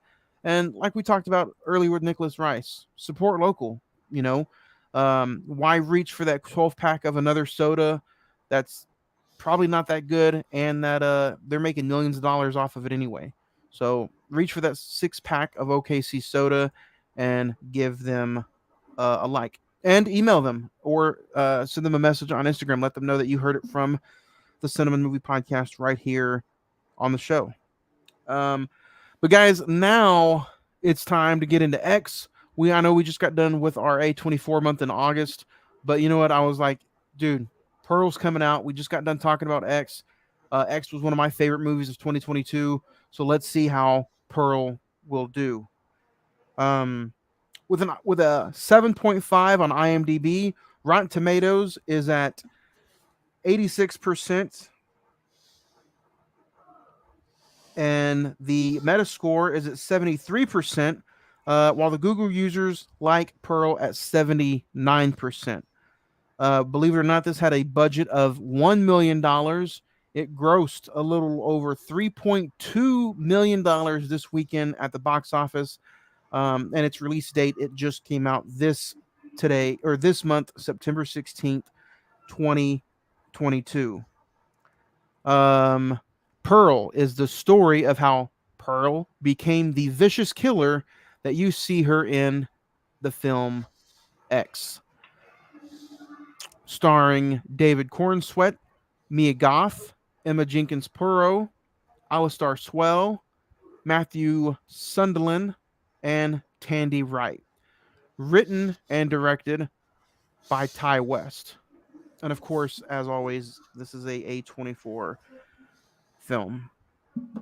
So that being said, Ed, this was obviously your first time as well, my first time as well. Movie just came out this past Friday. Pearl, as soon as it was over, a few short words. What'd you think? Roller coaster ride. Roller coaster ride. Yeah. I'm gonna have to say insanity. Yeah. When it was over. And not in a bad way either, at least for me. So we're gonna dig into it. Again, if you guys have not seen Pearl and you plan on seeing it, we are at an hour and 10 minutes. Just hit the hour and 11 mark. Go check it out. Go check it out in theaters right now. Your local theater, wherever you can watch movies at. Go check out Pearl, and you can come back at an hour and 11 minutes of this podcast and let us know what you think of Pearl. Joined now by the 4K bad guy, Nick. I just went around the table and asked in one simple word, what was your thoughts when Pearl was over? Ed's word was roller coaster ride. Roller coaster ride. It was a wangasm. Mine was insanity. Yeah. Yeah, there was definitely a wangasm or two. Maybe not as loud as Pearl's on top of that scarecrow. But yeah, I said insanity. What about you? Insanity. Spectacular. I don't know. Spectacular. The spectacular now. Man, I don't. Oof. So, with this movie coming out, we all kind of knew if you went and saw X in theaters, you knew as soon as the movie was over, if you stayed for the credits, you knew this movie was coming out. You just didn't know when. And I think 2 weeks later, they announced that it was going to be coming out September 2022. Just a few short months after X. So, and we knew Pearl was going to be played by Mia Goth. But what did you guys think of actually the opening credits in this movie? It really did feel like a movie that came out in the 1910s, 1920s. Had a really good early 1900s kind of feel for it. Are you guys a big fan of opening credits? Did you like the way that the movie opened up? I did like it didn't take itself too serious. I did like the tone of it. I did like the use of the fonts and all that good stuff. It was kind of now that you say that he wanted her to watch the Wizard of Oz, that makes a lot more sense on a lot of different things, because there's some of it plastered through the movie that I can see just like, okay, this is, the bicycle, of course, is one of the biggest things. Oh, yeah. The cornfield a little bit, kind of deal. The farm girl, of course, is a huge thing on that. But with the beginning, for that matter, the bubbly, fonts were just over the top. Like, not in a bad way, but satirically over the top. I thought that was brilliant. That was a nice touch. I mean, it did add on to that. Made you feel like you're in that era of time. So it was pretty cool. You kind of don't get too much of her going off her rocker until kind of like midway point, but I think right before the credits you see her kill the goose, and right before you get the title card or the opening title of Pearl, you see her feed the goose to the crocodile. which is the same, which is maybe the same, I don't know, but it's the crocodile family, family, at least from what you saw in X. Yeah, because you see what's later on going to be, but nah, that couldn't have been the same Croc, man. I think like the oldest one I've ever known is like 40 something years old, and this is set 61 years before the series of X is portrayed. Ed laying some National Geographic history on us. I mean, how well was Pearl trained to train these gators or crocodile? I mean, I guess they come where the food's going. I like how this movie though was just so basic. Like you don't need, especially if you went. It almost served as it felt like a sequel because you knew that Pearl was already like, you already knew she was insane, and even the synopsis that you read is short and sweet. It's not anything that you need to tie your head around. It's the story of how Pearl, the killer from X, became to be. So I thought it was just I thought it was an easy, simple story, very well put together. I thought the cinematography shots of the farm, I mean, they're still in the state of Texas, right? I know it doesn't say it's the very same. Yeah, farm. it's the exact same farm. So that's if I had to nitpick anything, it did kind of make me feel like, hey, how come they didn't mention where they are from? Even though you're supposed to know, hey, they're still in Texas. I had a really good Texas feel when I watched X, but I didn't get that same Texas feel when I watched Pearl. I don't know if you guys felt the same way. Am I just overlooking it? Because when you watch a movie and they say they're in Texas Chainsaw Massacre, some of the historic war movies or something, it just has that feeling. But to me, this one didn't have a Texas feel to it. I don't know. I mean, this was set in the the late 1910s. So 1918 is when this is set up and all that. But I mean, most of those movies that you just mentioned, except for some of the historic war movies, give or take, are set in the 60s, maybe 50s at earliest, but 50s, 60s, 70s, 80s, and all that. So I mean, with this, later on in the movie, and I know I'm going to skip, but later on in the movie, you get the same exact car that we seen, in X for that matter. You get, kind of the same dock and all that you see. You get the same barn, everything of this, but you're introduced to a few more things, I think, because you got to think this is way before highways were invented. This is way before roads were paved all along America and all that good stuff.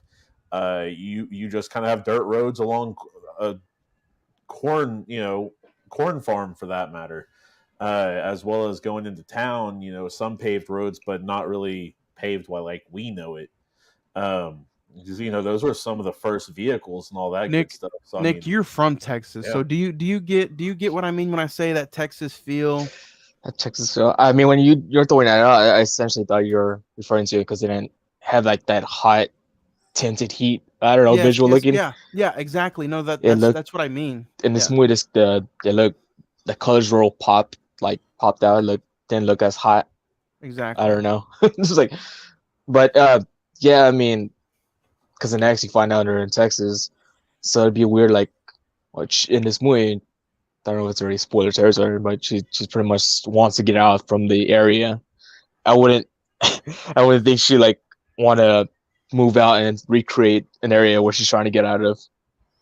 Yeah, but yeah, no, that's kind of the tint that I was talking to, and maybe this movie was supposed to be like October, November of Texas, because you hear Pearl say she doesn't want to go to the barn and eat because it's too cold. So maybe it's a winter like in Texas. I don't know. Well, I mean, that corn is dying. And this is early in the years, supposedly, and in the film it's early years, but current times, hell no, it's hot. It's hot out here. Another key point that I liked, and you guys can weigh in. I love the fact that they used the Spanish flu. being 1918. They had the masks on. You know, the dad, Howard, or no, not Howard. The dad, Pearl's father. It doesn't give a name, I don't think, but just as Pearl's father. Um, he is. Did it really say what kind of disease he had? We know that he's drinking morphine like Pepto Bismol, but what kind of I don't think it said really what he had. We know he couldn't move anything, hardly a bottom lip, but he could blink. That's about it. The mother alluded to the fact that he got, or not the fact that, but like she alluded to him having the Spanish flu, because she didn't say, oh, you want to bring COVID back, look at your father, he can't breathe well or something like that. He didn't, she just was like, oh, your father's sick. Do you really want to get? And it was just kind of like, okay, but sick with what, and all that good stuff. But no, I don't know. It could have been the Spanish flu because that's kind of what was going around at the time. But I don't know if it did all that to you. Personally, I don't know. What'd you guys think of having the father be completely be a complete Limp Biscuit? Did you I thought he kind of did like a pretty good, his facial expressions I thought were really good.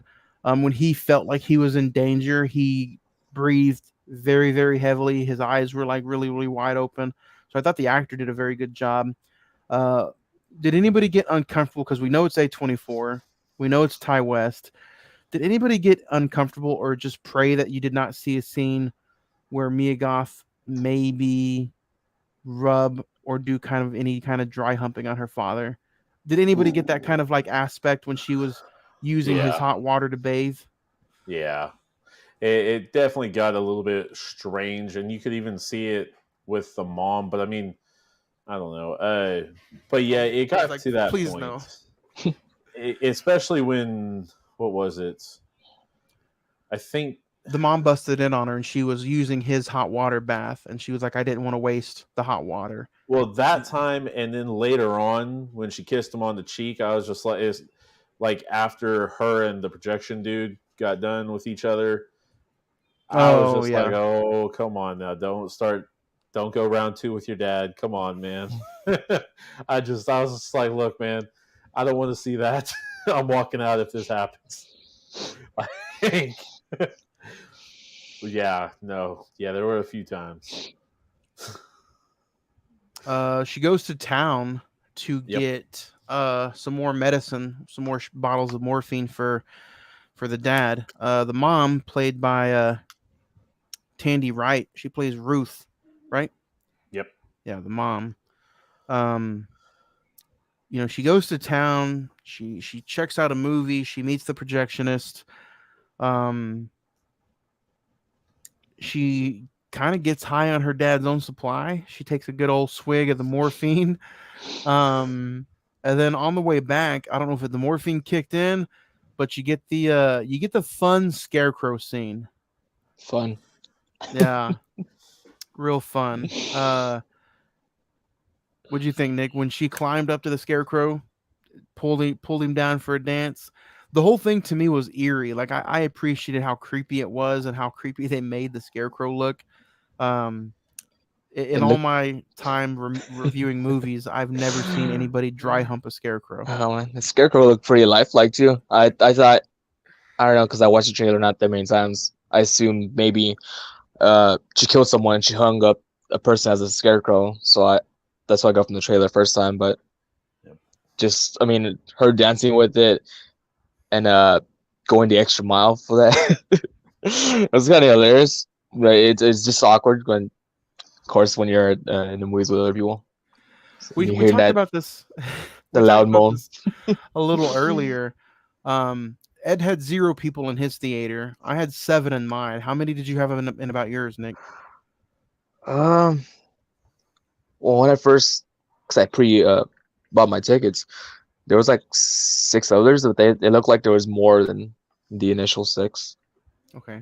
Not a full house, but a little bit more than the 6. Good. So yeah, the entire time she was dry humping the scarecrow, I was like, If he only had a brain. Yep. I Is was just like, okay, the Wizard of Oz makes a lot of sense when you said that earlier. I was like, I wonder what what the hell, that inspiration, man. Gotta have And it. then things kind of kick off because she goes back home and her mom's like, "What's on your head? Where's my money?" And like, she's like, "Wash your hair, wash that hat, or get rid of the hat because you could have the Spanish flu on there." Um, this doesn't have a big cast, which I'm okay with. You also meet Misty, played by Emma Jenkins Purrow, which is Howard's sister, um, Pearl's or sister-in-law. Yep. Throughout the whole movie, they laid the pig down, and the pig just keeps getting more and more grotesque because the mom doesn't welcome the food into their home, so she leaves it on the porch. What do you guys think of the maggot infested pig by the end of the day?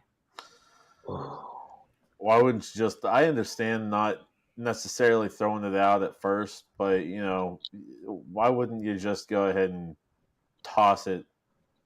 I don't know. I don't want. Yeah. what a waste of food. Um, Yeah. like they kept passing by, like, oh, someone's just gonna grab it. Nah, I'm just gonna leave it there. And maybe I think it was just done on purpose. So I mean, when the guy Pearl meets at the theater, he comes across it, and then this her sister-in-law seeing it also, like, oh, I don't So know, I just mean, that's the movie. she probably got offended by it because she's just like, we bought y'all good food. We're not sick. We watch out for ourselves, and y'all are actually family, kind of, and y'all just go ahead and chunk us out like we're disgusting. And then all of a sudden, projectionist dude comes up, sees it as well, and right there, he's kind of like, okay, what's wrong with this girl? And she doesn't think about nor realize that that's kind of his first kind of hit on, hey, this is a red flag, dude. You probably just get out of here. But then, goes in, meets father, like, okay, cool, whatever. Doesn't meet mom, doesn't say anything, doesn't think about it, goes upstairs with girl and all that.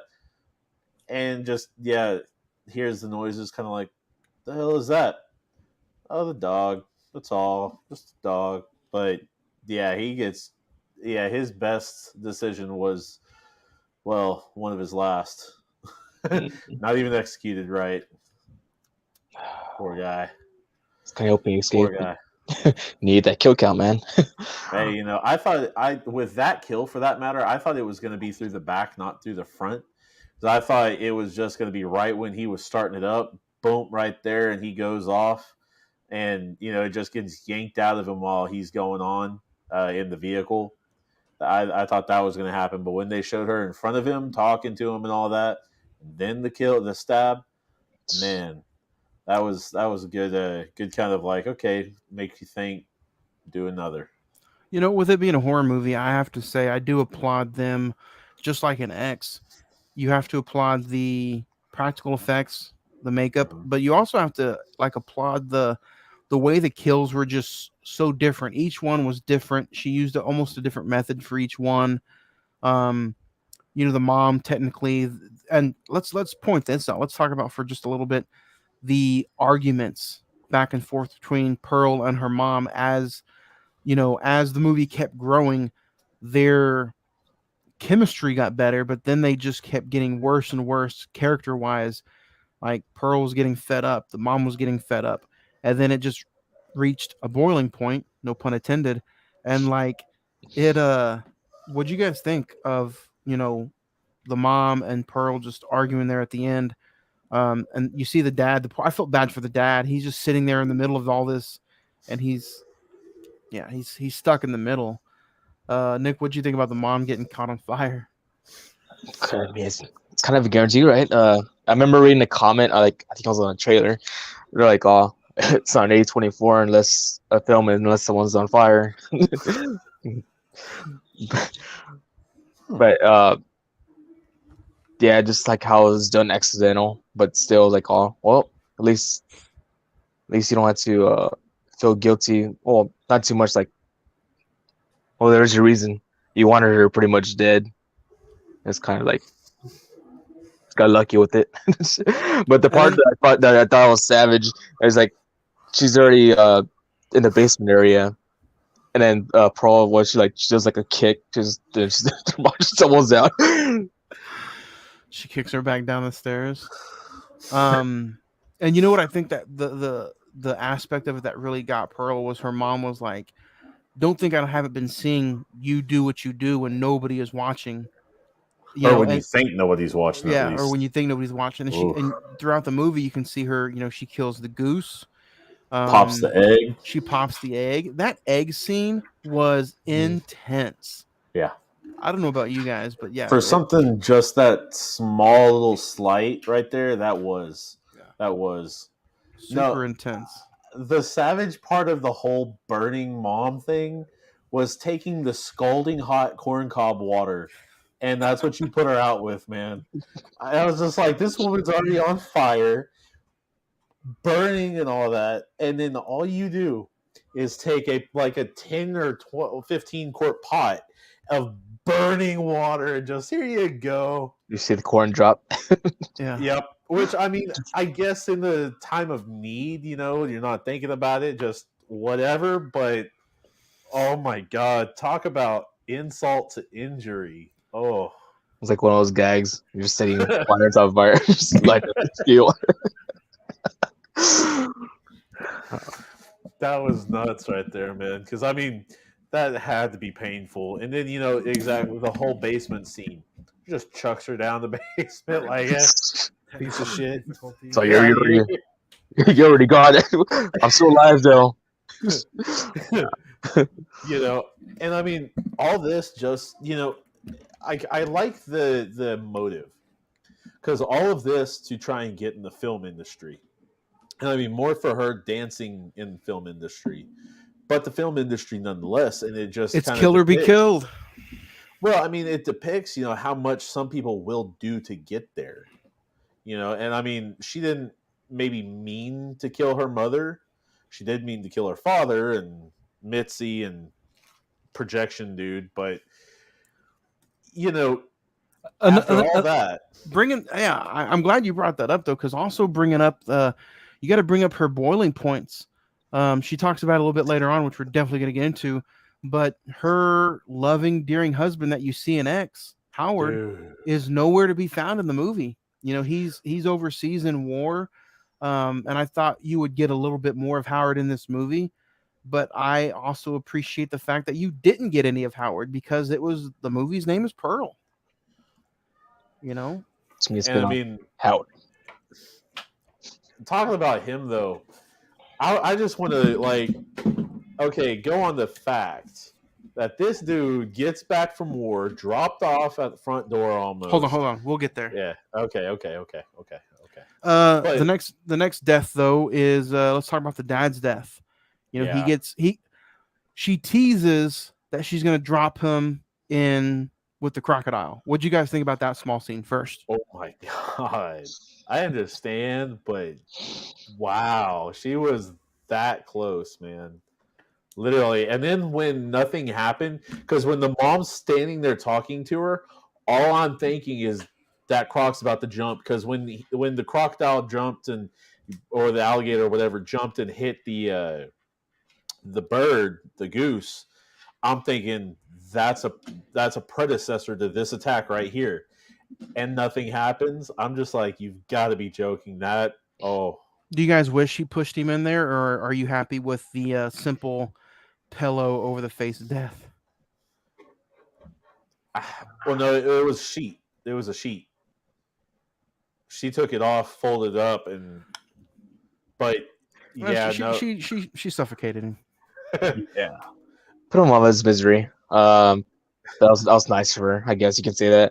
But within that scene of her like that when her mom came out, I mean, it could have gone either way. Like the alligator popped up and attacked out of nowhere. I was like, but I was kind of hoping that Pearl just went ahead and did like so you ain't gonna stop your mom and just throw him anyway.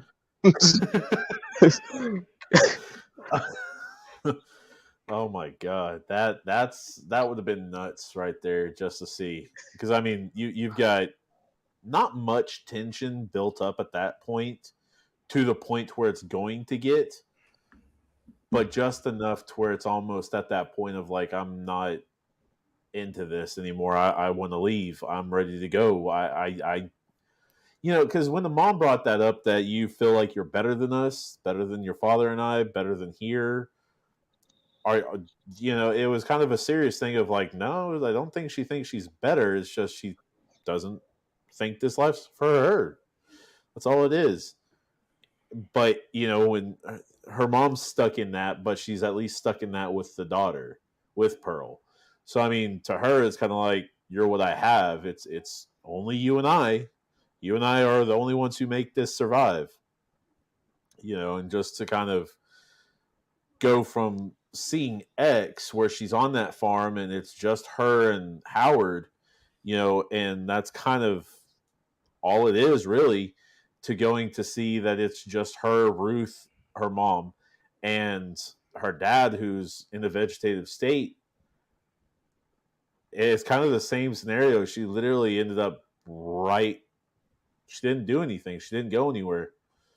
So it's kind of like when she told uh Maxine, like, I was like you, I had the it factor, I had, the special thing that everybody was looking for.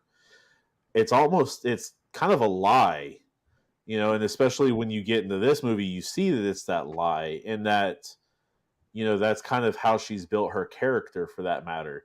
Her character is a habitual liar, for that matter, that drags the truth and will go ahead and essentially what is in her head is the truth. Essentially what she wants to be is, the truth.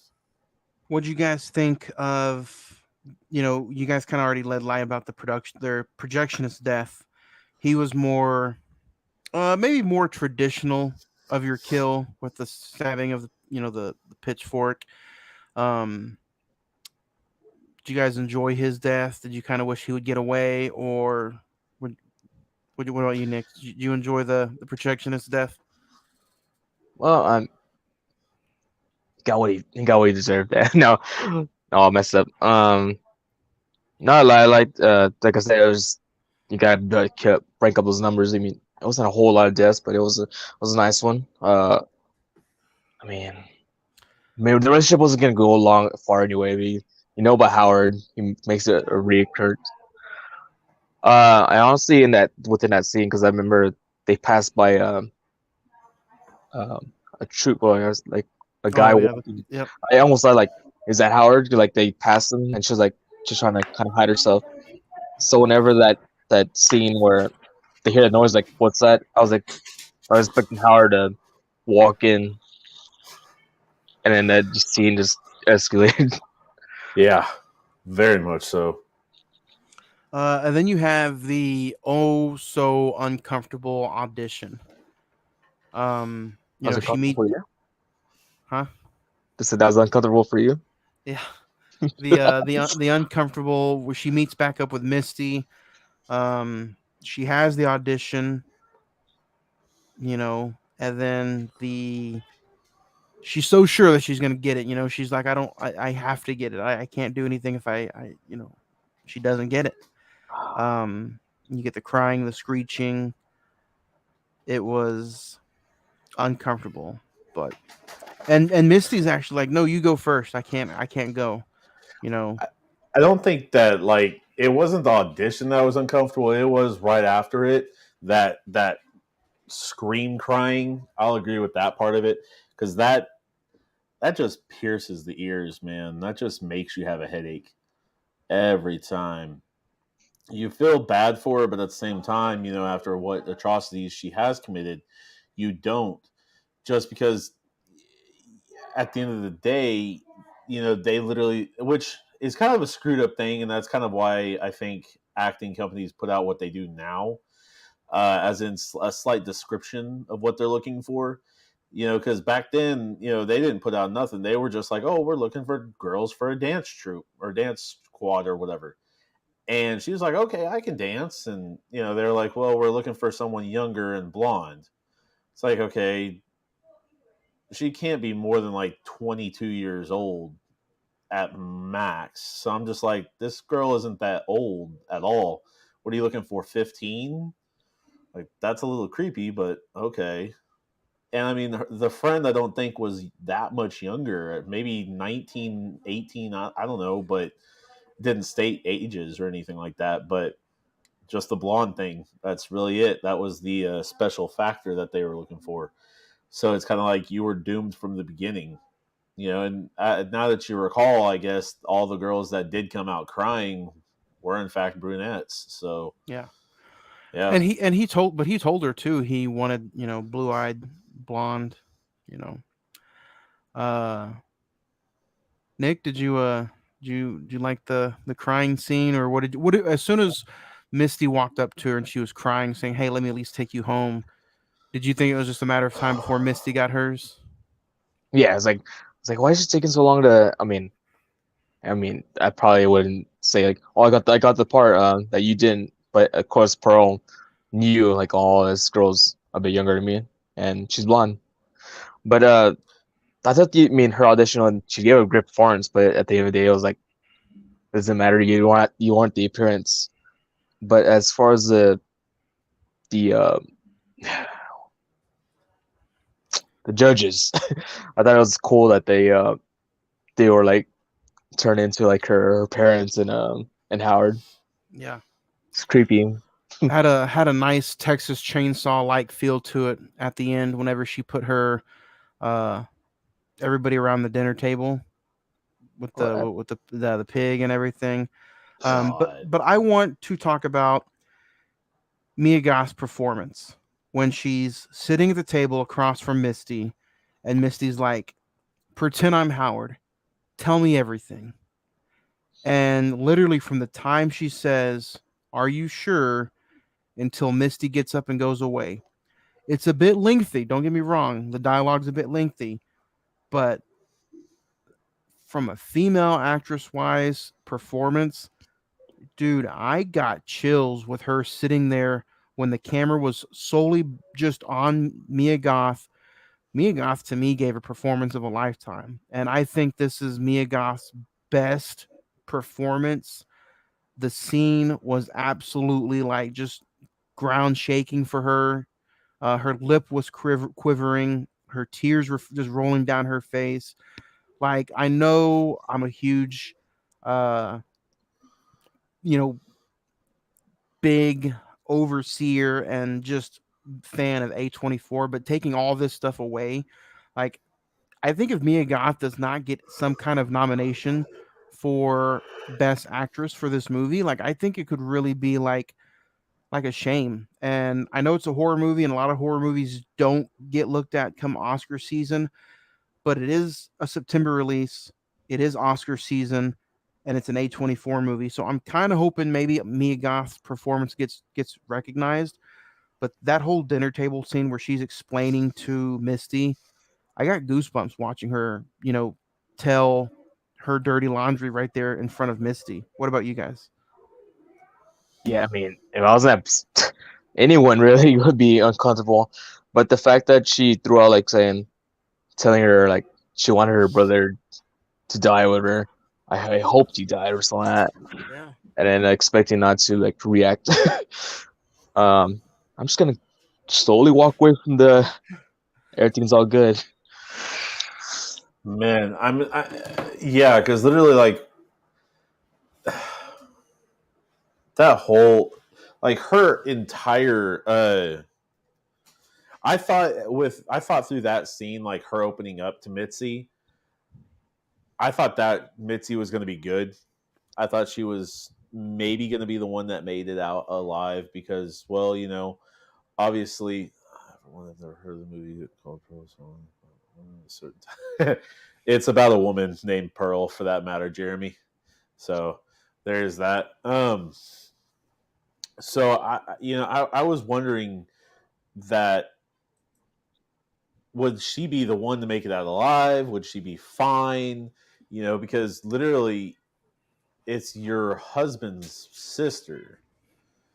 Like that I don't know. I mean, I guess he never uncovers that, or maybe he's too afraid to leave after he comes home, or what. But damn, man, that scene right there is nuts. Yeah. That oh, And then Misty gets up and, proceeds to leave. Pearl chases after with an axe, and it's all chop liver from there. I love how the chase was like a slow build up. It was like Oh, as slowly she's like slowly just walking. She sees her standing. Pearl just walks out like, "Oh, I see you. I'm gonna chase after you." It's like a slow and then slowly starts her run.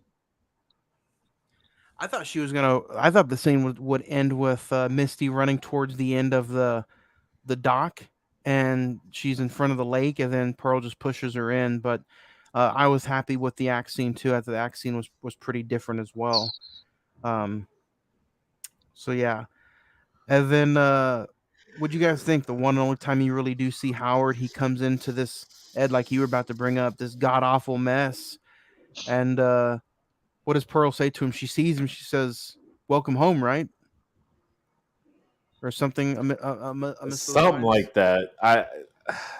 Dude, oh my god, that putting yourself into those shoes for that matter. That I don't know how he stayed unless he was just that afraid of her. I mean, you get back from World War One, and you probably see all the stuff you've seen yourself. And Well, come home and if she sets him down and she talks to him the way she talked to Misty and gave that kind of performance, you know, I'm pretty sure, I'm pretty sure he did what was best to take care of Pearl, I guess. I don't know. Um I think he was just surviving. I he think that's was it. he was content. I don't think so, man, because the look on his face was not content. Not okay. I can deal with this. That was I'm married to the craziest bitch on the planet. What'd you guys think of the ending credits? As they just kept going, you just saw Pearl's face. Did you guys enjoy it? Do you think it was corny? Did you wish it wasn't there? I thought it was as corny as that field with the scarecrow, man. I've heard that they filmed that on a whim. That they basically kind of were just like, you know what, let's go with this, and that's where they put it. I, Nick, did you like the ending I cry? was usually love awkward. movies that what no, I'm saying I usually love movies that they just continue on, like the movie's ending, but you're just following along Oh instead yeah. of just looking at your basic names and all that. But that scene, I was like, oh, is that just all right? It keeps going and going. Like, now I feel uncomfortable. Just sitting here watching it. It was awkward. It was My very awkward. it was awkward, but when you look at the day and age, when you look at Ty West, when you look at X, when you think of Pearl, when you think of A24, and then you see the ending of Pearl smiling, and then just it gets worse and worse. I'm like, you know what? With her wanting to be in the show business, it's perfect. It's smile now, cry later. And it was I just thought, that's the first thing that came to my mind was the whole smile now, cry later, the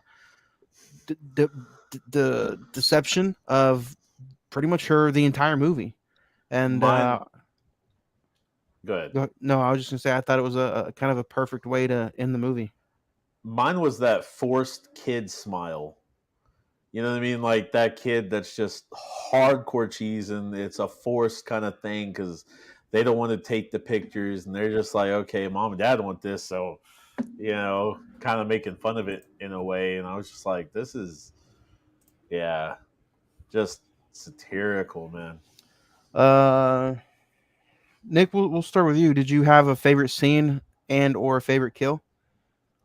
Scarecrow. Not Scarecrow scene. No, just thinking about it. I think it was the final scenes, pretty much the conversation, or even just that chase down. That was pretty awesome. Kill scene. For now, I'm gonna give it to the mom. Just how crazy it was. Get set on fire and throw hot corn water, and then just getting kicked down to the basement. left to die. My favorite kill would probably be the Misty death, Nick, for one of the reasons that you said. She starts walking fast out of the house, and then she sees Pearl, and everything just starts slowly picking up the pace. And I thought it was just kind of creepy. And then my favorite scene is going to be the dinner table scene with Mia Goth, explaining if Misty was Howard, how would you tell me? And it was emotional, creepy, intense. Just a great performance in that scene. So that'd be my favorite scene. Ed, what about you? You have a favorite kill or a favorite scene? Kill projectionist. I mean, honestly, because you were rooting for him to get away. You really were, and then she caught him and gone from there, man. As well as kind of the car in the next movie or the original movie. That was pretty cool little callback. As far as a favorite scene, though, it would probably have to be the. I would say the dance scene, just because like it was kind of one of those things where she was at the height and she was so confident, and that's kind of the not necessarily the true turn, but it was the last straw that was just like, okay, it's yeah, so this is me now. Because she basically, had so much confidence, and that's why, she was like that with her parents. It was just kind of like, all right, it's caught on now. Dad has no one else. Mom can't do this now because she's burnt. So it is what it is. And just to crash down hard like that was a little different, but at the same time, just kind of a very deeply emotional scene. So Nice. Star rating. One being absolutely power of the dog shit. Number 10 being, as good as Godfather the Batman can be. Nick, we'll start with you. What would be your star rating 1 out of 10 for Pearl? Pearl. I feel like I need to rewatch it more times, but as right now, I'm gonna go with a 9. I'm right there with you. I think because of X was such a different kind of aspect of a film, I didn't know what I was going to expect with Pearl, but now that the movie's over and I've had a full day to cook about it and to let it just simmer in and soak, I think this was like a perfect origin scene, an origin movie for Pearl. And I think if you didn't like X, I would almost say go watch Pearl first and then give X a shot. Pearl is just so much different tasting. It leaves a different taste in your mouth after watching X. And this is this is one of those films that is almost a little bit more artsy. And I think it's solely based on the performance of Mia Goth. And if she was not in it, I don't know where this movie would stand for me. But right now, the hour and 42-minute movie stands at a 9 for me as well. So 9 stars for me. Edward, what about you? I'm going to go ahead and do an 8. So you like this a lot better than X then? Yes, I thought this was definitely better than X. Whether this was shot first, whether X was shot first, and they just decided to release X first and then this second, I don't care either way. But I do think this was a better film personally. Maxine, we'll see how that goes. Yeah. But yeah, so I definitely would agree. If you haven't seen X, I would recommend seeing this first and then going to see X for that matter, because I think this is a bit better of a take. And I mean, they're in the same year, so released in the same year at least. So, Maxine is in development. It has not started production yet. It is going to be based about Maxine, though, from X, roughly about almost 10 years later after the events of X. 6 years. So it's going to be based on the 80s. Do you guys want to give any kind of spitball on what you think maybe Maxine will be about? do you think the trauma and the events of X was so harsh that maybe she turns into a coked up killing actress? I think she turns into part of that, but instead of like a movie actress, I mean, technically still a movie actress. I mean, yeah, technically she'll be an adult film star. Yeah, I was about to say an adult film star, especially with MAXXXINE. Yeah. I mean, because it's set in '85 in LA for that matter. So you got to go far to make it, or you got to make it far. It's one of the two, man. Like you don't get another chance if you ruin one.